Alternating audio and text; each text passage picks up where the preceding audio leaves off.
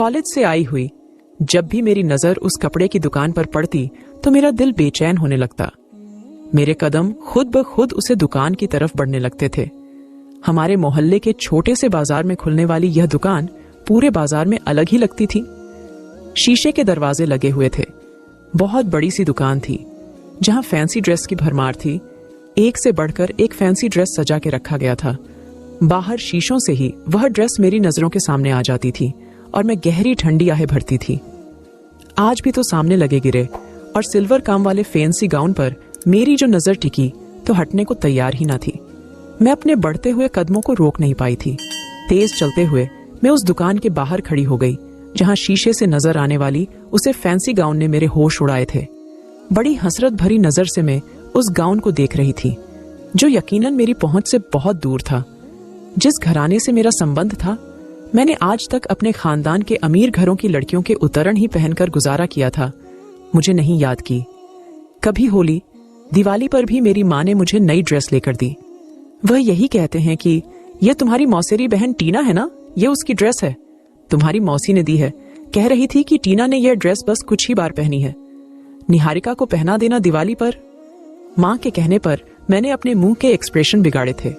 मैंने कहा, माँ मुझे कभी भी नए कपड़े लेकर क्यों नहीं देती हो, कभी तो ले लिया करो। इस बार मुझे नहीं पहने किसी की भी उतरण। मेरी बात सुनकर मेरी माँ ने मेरी कमर पर एक जोरदार झपकी मारी। कहने लगी, पेड़ों पर नहीं उगते पैसे, तेरा बाप रोज इनामदारी से कमा कर लाता है और पूरा दिन बेचारा मेहनत ही करता है, तो बस इतना ही कमाता है कि इज्जत की रोटी हम खा लेते हैं। कम से कम किसी के आगे भीख तो नहीं मांगनी पड़ती। और एक तू है कि तेरे नखरे ही खत्म नहीं होते। मैंने कहा, माँ ये भीख नहीं तो क्या है, कभी चाचा की बेटियों के उतरण तो कभी मौसी की बेटियों की और कभी आपकी उस पक्की सहेली की बेटियों की उतरण। क्या मैं सिर्फ उतरण पहनने के लिए ही पैदा हुई थी? मुझे नहीं चाहिए किसी के भी कपड़े। ऐसा करो, दोनों छोटी बहनों को दे दो।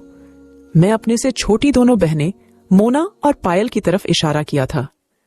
मैंने बहुत सारे कपड़े गोद से हटाकर एक तरफ रखे और बाहर निकल गई। छोटा सा घर था जिस घर में बस 2 ही कमरे थे। कोई मेहमान आता तो आंगन में कुर्सियां टेबल रखकर हम मेहमानों को बिठाते थे। एक कमरा मेरा और मेरी दोनों छोटी बहनों का था और मेरे मम्मी पापा का। मेरी उम्र इस समय 18 साल थी। मेरी दोनों छोटी बहनें मोना और पायल जुड़वा थी। वह मुझसे 3 साल छोटी थी। मेरी दोनों छोटी बहनें सरकारी स्कूल में पढ़ती थी और मैं सरकारी कॉलेज में। कॉलेज से बस में वापस आते हुए मेरी बस मुझे बाजार में उतरती थी। वहां से मुझे पैदल गलियों में जाकर अपने घर तक आना पड़ता था। लेकिन बाजार से गुजरते हुए मेरी नजरें वहां पर मौजूद दुकानों पर ही टिकी होती थी। कभी ज्वेलरी की दुकान पर, कभी मेकअप की दुकान पर, कभी कपड़ों की दुकान पर। जब से यह नई दुकान खुली थी मैं तो सारी दुकानों को भूल गई थी। काफी बड़ी जगह पर यह दुकान बनाई गई थी। दुकान क्या थी? पूरा मॉल टाइप का बनाया गया था जिसके अंदर ज्वेलरी, मेकअप, फैंसी कपड़े, बहुत कुछ मौजूद था। वह सब जो मेरी ध्यान को अपनी तरफ खींचना था। मैं बड़ी हसरत भरी नजरों से उन सामान को और कपड़े को देखा करती थी। शीशे के अंदरूनी हिस्से पर वह गाउन लगा हुआ था और मैं बाहर से उस पर हाथ फेर रही थी। अपनी सोचों में ही गम थी कि अचानक मेरे पीछे से एक मर्दाना आवाज आई। ये क्या देख रही है? मैडम जी अंदर आइए, मैं आपको और भी वैरायटी दिखाई देता हूं। बाहर से देखने से अंदाजा थोड़ी होता है। शायद वह उस दुकान का मालिक था। मैंने पलट कर देखा तो वह 25-26 साल का नौजवान था। देखने में काफी हैंडसम भी था। मेरी जेब में तो एक ढेला भी नहीं था। मैं तो बस देखकर ही अपना दिल खुश कर रही थी। मैंने कहा, नहीं नहीं, बस मैं तो यूं ही देख रही थी। वह कहने लगा, अंदर आइए, मैं आपको और भी वैरायटी दिखाई देता हूं। मैंने कहा, नहीं मुझे अभी जरूरत नहीं है, बस मुझे यह ड्रेस अच्छी लगी थी। वैसे इस ड्रेस की कीमत क्या है? मैं यूं ही पूछ लिया था। वह कहने लगा, वैसे तो यह ड्रेस 30,000 की है, लेकिन मैं आपको कम कर दूंगा। यह बात उसने अपने चेहरे पर बहुत ही प्यारी सी मुस्कान से जाकर कही थी। लेकिन मेरे पास तो जेब में 25-30 रुपए भी न थे। मैंने ठंडी गहरी सांस भरी और कहा कि मेरे पास इतने पैसे नहीं है, मैं फिर कभी आऊंगी। मैं तो अपनी जान छुड़वाना चाहती थी। लेकिन वह लड़का कहने लगा, आप अंदर तो आइए, मेरे पास कम कीमत के भी बहुत ही खूबसूरत वैरायटी के कपड़े मौजूद है। मेरे दिल में लालच आ गया कि चलो देख लेने में क्या दिक्कत है। ले तो मैं नहीं सकती हूँ, लेकिन देख तो सकती हूँ। देखकर ही अपना दिल बहला लूंगी। वैसे भी बाहर चिल्लाती धूप में बार बार मेरे माथे से पसीना बह रहा था, जिन्हें मैं अपने हाथ में पड़े हंकी से साफ कर रही थी। लेकिन जैसी ही मैं दुकान के अंदर दाखिल हुई, ऐसी ही ठंडक ने मुझे अंदर तक सुकून पहुंचा दिया था।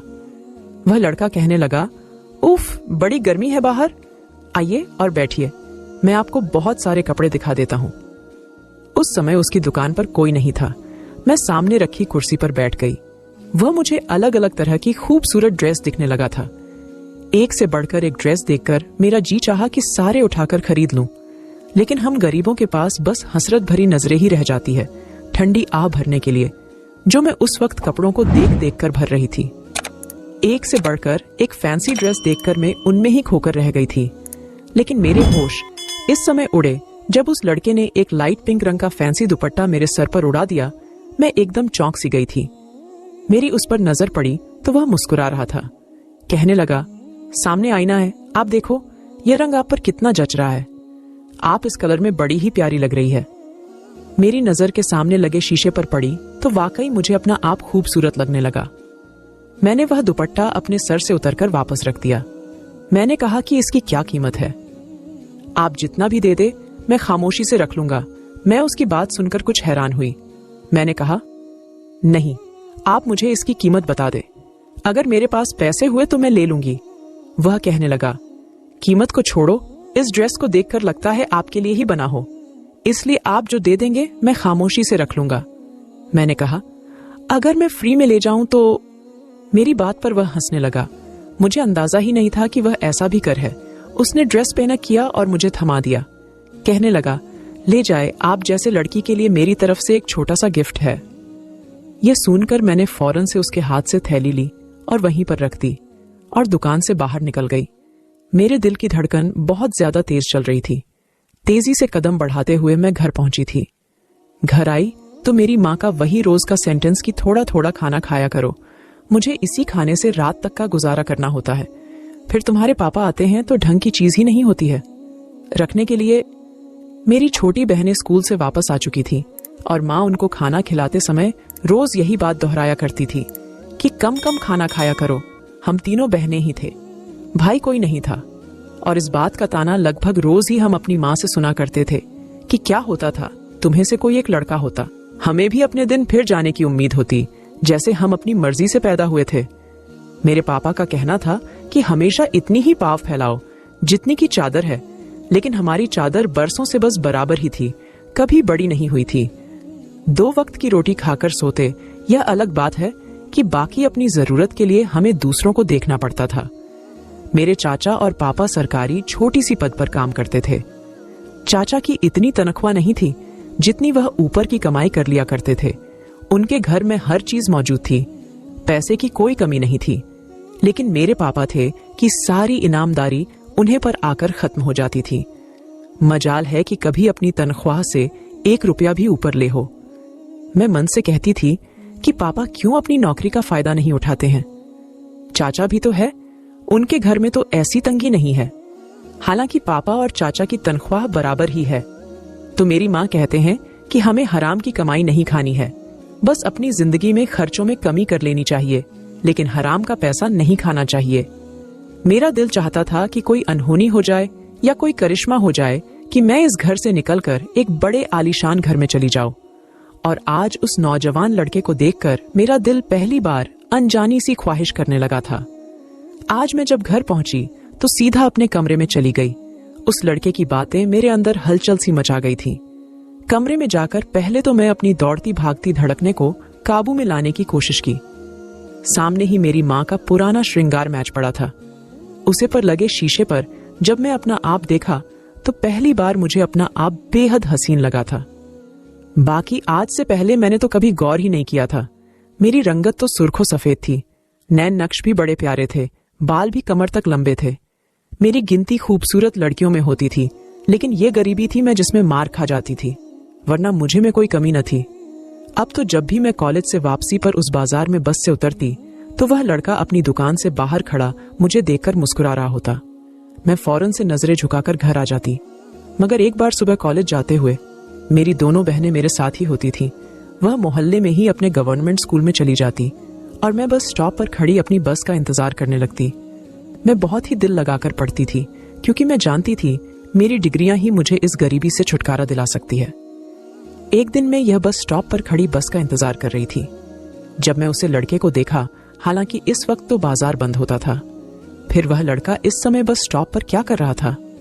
जैसी ही मेरी उसकी नजरों से टकरा हुआ तो वह मुझे देखकर मुस्कुराने लगा। मैंने फौरन से अपनी नजरें हटा ली और इस समय मेरी बस आ चुकी थी। मैं बस पर सवार हुई तो वह भी मेरी ही बस पर बैठ गया। लेकिन जैसे ही मैं अपने कॉलेज के लिए बस के नीचे उतरी तो वह भी नीचे उतर गया। यह देखकर मैं कुछ घबराई थी। वह गली भी सुनसान थी। थोड़ा दूर जाकर ही कॉलेज की लड़कियां नजर आती थीं। जैसे ही मैं बस से उतरी वह तेज कदम उठाता हुआ मेरे बराबर में चलने लगा और बोला, मेरा नाम आदित्य है, वह मेरी अपनी दुकान है। मेरा इरादा तो ज्यादा पढ़ाई करने का था, लेकिन 12वीं क्लास पढ़ते ही मेरे पापा ने मुझे दुकान पर बैठा दिया। मैं उसकी बातें सुनकर हैरान थी कि यह सारी जानकारी वह मुझे क्यों दे रहा था। मैंने कहा, आप मेरे पीछे क्यों आ रहे हैं? यह सुनकर वह मुस्कुराने लगा और बोला कि आप मुझे अच्छी लगती है, इसलिए। मैंने कहा कि देखिए, मैं ऐसी लड़की नहीं हूं। कहने लगा कि मैं भी शरीफ टाइप का लड़का हूं, लेकिन क्या करूं, दिल के हाथों मजबूर हो चुका हूं। आपके सिवा कुछ दिख ही नहीं देता। विश्वास करें, वह ड्रेस में अब तक आपके लिए संभाल कर रखी हुई है। आप मेरी दुकान पर कब आएंगे? मैंने उसे अभी कोई जवाब नहीं दिया, बस यह कहा कि वह मेरा पीछा ना करे। यह कहकर मैं तेज तेज कदम बढ़ाती हुई अपने कॉलेज की तरफ बढ़ गई। उस दिन मैंने बहुत ही सीरियसली सोचा था कि वह लड़का मुझसे मोहब्बत करने लगा है और है भी अमीर, इतनी बड़ी दुकान का मालिक है। मुझे किस्मत इतना अच्छा मौका दे रही है तो मुझे किस्मत आजमानी चाहिए।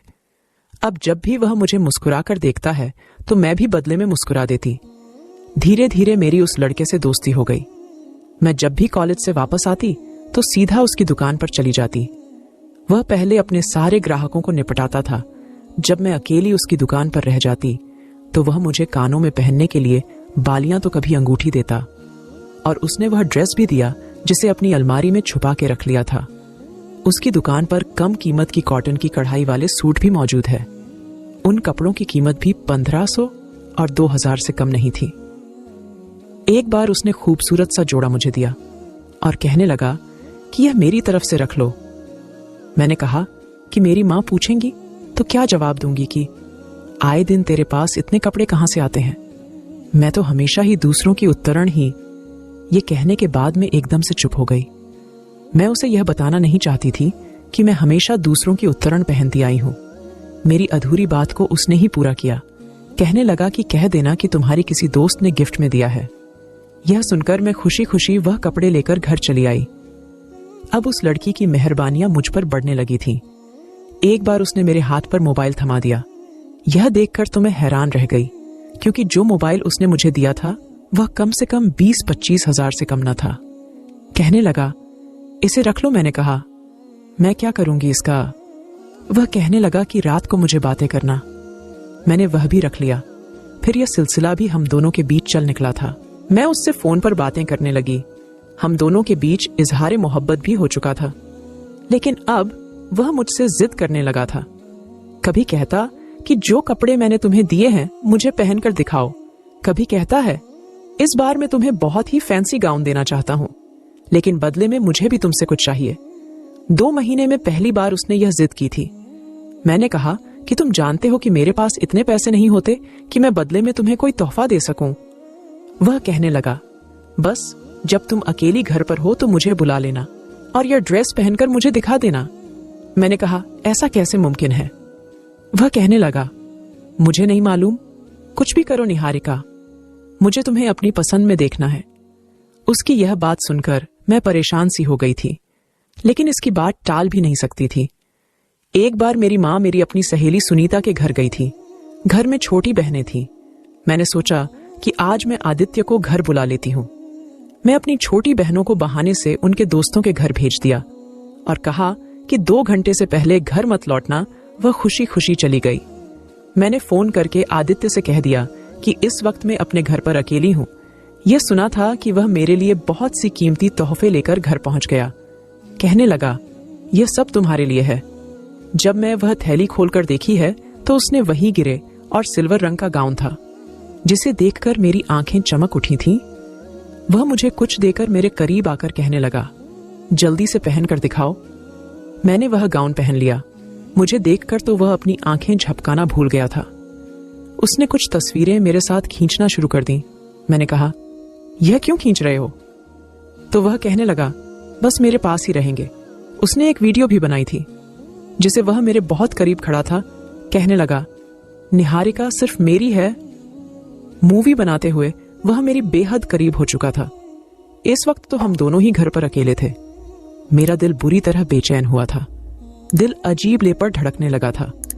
वह मेरे इतने करीब था कि उसके बदन से उठती तेज परफ्यूम की खुशबू मेरे नाक से टकराने लगी थी। मेरा दिल बेकाबू होने लगा था, लेकिन जल्दी ही मैंने खुद को संभाला और मैं फोन से पीछे हट गई।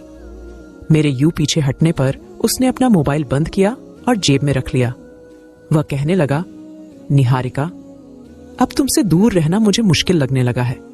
मैंने कहा, तुम अपना रिश्ता मेरे लिए क्यों नहीं भेज देते? मेरी बात सुनकर उसके चेहरे के हाव भाव बदले थे। कहने लगा, मेरे पापा अभी नहीं मानेंगे। मैंने कहा, क्यों नहीं मानेंगे आदित्य? मैं तुम्हारे बगैर किसी और की नहीं हो सकती। मेरी मां मुझसे कह चुकी है कि अगले साल में ही वह मेरी शादी कर देंगे। मेरी बात सुनकर वह परेशान हुआ था। कहने लगा, मुझे कुछ समय दो, मैं उन्हें मनाने की कोशिश करूंगा। तू मेरा इंतजार करना, मैं उनको राजी कर लूंगा। यह कहकर वह रुका नहीं था, फौरन से वापस चला। कुछ घंटे बाद जब मेरी मां घर वापस आई तो बड़ी खुश थी। उन्होंने मुझे 3 जोड़े दी जो बिल्कुल नए थे। कहने लगे, तुम्हारी सुनीता आंटी ने तुम्हारे लिए नए जोड़ भेजे हैं। मुझे उन कपड़ों को देखकर हैरत हुई थी कि आज सुनीता आंटी को यह ख्याल कैसे आ गया, वरना तो हमेशा अपनी बेटी की उत्तरण ही मुझे भेजते हैं। और उसके बाद जो खबर मेरी मां ने मुझे सुनाई थी, मेरे होश उड़ के रह गए थे। कहने लगी, तुम्हारी सुनीता आंटी ने तुम्हारा रिश्ता मांगा है। यह सुनकर मैं हैरान हो गई। मैंने मां को देखा था, सुनीता आंटी का तो बस एक ही बेटा था और वह भी शादीशुदा था और मुझे 10 साल बड़ा था। मैंने कहा, मां, आंटी का कौन सा बेटा है? सुनीता आंटी का तो एक ही बेटा है और वह भी शादीशुदा है। मां कहने लगी, अरे अपना रोहन ही तो है। मां की बात सुनकर मेरे चेहरे की रंगत उड़ी थी।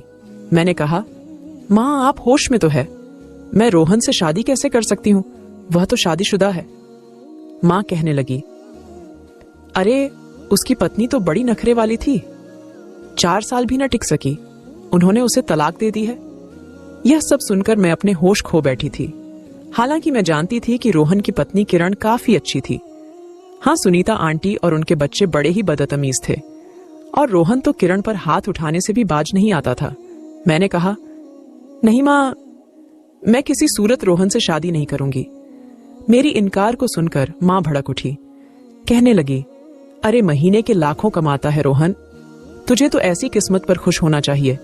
मैंने कहा, नहीं, मैं रोहन से शादी नहीं करूंगी। यह कहकर मैं अपने कमरे में चली गई और रोने लगी। रात को जब मैं आदित्य को फोन किया कि मैं उसे बता सकूं कि मैं किसी मुसीबत में फंस गई हूं, तुम बस जल्दी से जल्दी अपना रिश्ता भेज दो, लेकिन आदित्य का फोन बंद जा रहा था। आज से पहले कभी भी आदित्य का फोन बंद नहीं हुआ था। मैं बेहद परेशान हो गई थी। अगले ही दिन मैं बाजार चली गई, लेकिन आज उसकी दुकान पर कोई 50 साल का आदमी बैठा हुआ था। शायद आदित्य के पापा थे, इसलिए मैं मायूस होकर घर लौटी थी। मैं आदित्य को बहुत फोन किया, लेकिन उसका फोन लगातार बंद की बंद ही जा रहा था और जब भी मैं उसकी दुकान पर जाती तो आदित्य की जगह उसके पापा होते। मैं कुछ देर में ही दुकान से बाहर खड़ी रहती। एक बार मैं दुकान के अंदर चली गई। वह आदमी कहने लगा, आपको क्या चाहिए बेटा? रोज आप मेरी दुकान के बाहर ही खड़ी रहती है। मैंने कहा, मैं आपकी दुकान से एक ड्रेस लेकर गई थी, आपका बेटा उसे वक्त वहां बैठा था। मैंने उसे कुछ पैसे दिए थे, लेकिन 2000 का नोट के उसके चेंज नहीं थे, इसलिए उसने कहा कि वह मुझे पैसे बाद में दे देगा। मैं रोज उसे देखने आती हूं ताकि अपने पैसे वापस ले सकूं। वह कब वापस आएगा? मेरी बात सुनकर उस आदमी ने हैरत का इजहार किया। कहने लगा, मेरा बेटा? मेरा तो कोई बेटा यहां नहीं। यह सुनकर तो मेरे होश उड़े थे। मैंने कहा, उसका नाम आदित्य है, आपका ही बेटा है ना? वह और इसी दुकान पर होता था। यह सुनकर उसकी आदमी के चेहरे पर गुस्सा सा फैल गया था। वह कहने लगा, वह लड़का तो मेरा नौकर था। कमबख्त पिछले 2 महीने में 40-50 हजार का सामान मेरी दुकान से गायब कर चुका है। पैसों की अलग हेरा फेरी की है। मैंने उसे नौकरी से निकाल दिया है। तुम बताओ कि तुम्हारे कितने पैसे थे? वह मैं तुम्हें दे देता हूं। मैं क्या बताती, मेरा दिमाग तो सोचने समझने के काबिल ही नहीं रहा था। मैं बुझे दिल के साथ घर पहुंची तो मेरी मां बेहद गुस्से में खड़ी थी। मेरे पापा भी घर पर मौजूद थे, जो सर पकड़ रहे बैठे थे। सामने चाचा भी मेरे गुस्से से देख रहे थे। मुझे हैरत थी, यह सब यहां क्यों मौजूद थे। मेरी मां आगे पड़ी और मेरे मुंह पर जोरदार थप्पड़ दे मारा। कहने लगी, यह सब करने से पहले तू मर क्यों नहीं गई? हमारे विश्वास का तूने यह सिला दिया। मैं समझ नहीं पा रही थी कि मैंने क्या किया है। मैंने कहा, मां क्या हुआ है? मेरी बात पर चाचा ने अपना मोबाइल मेरे सामने कर दिया, जिस पर मेरी और आदित्य की वीडियो लगी हुई थी। यह देखकर मैं सांस लेना भूल गई थी। आदित्य ने मुझे कहीं का नहीं छोड़ा था। उसने मेरी और अपनी वीडियो वायरल कर दी थी। मेरी और आदित्य की वीडियो के साथ एक बहुत ही घटिया टाइप का गाना भी लगा हुआ था। मुझे बदनाम करके रख लिया था। मेरी मां रोने लगी, मुझे कहने लगी, तूने हमें कहीं मुंह दिखाने के काबिल नहीं छोड़ा। मेरे पास कोई जवाब न था। आदित्य ने मोहब्बत के नाम पर मुझे बहुत गहरी चोट दी थी। वह तो कहता था कि मैं उसकी इज्जत हूं, मेरे खातिर वह सबसे लड़ जाएगा। लेकिन यह सब झूठ था। 2 दिन के अंदर अंदर मेरी शादी रोहन से कर दी गई। मेरे माँ बाप ने हाथ जोड़कर सुनीता आंटी की विनती की थी, वह मुझे अपना ले, अपनी बहू बना ले। मेरी किस्मत ने शायद उतरण ही लिखी थी। पति मिला तो वह भी उतरण ही मिला था।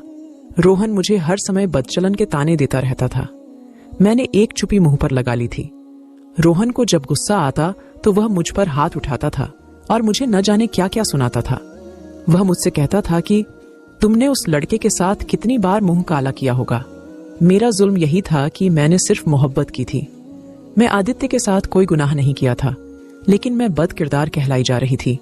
सुनीता आंटी ने मुझे नौकरानी बनाकर रख लिया था।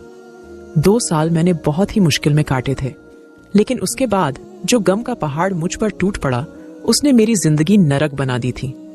रोहन की एक एक्सीडेंट में मौत हो गई और उसका इल्जाम भी मुझ पर लगा दिया गया कि मेरी मनहुस से वह मर गया है।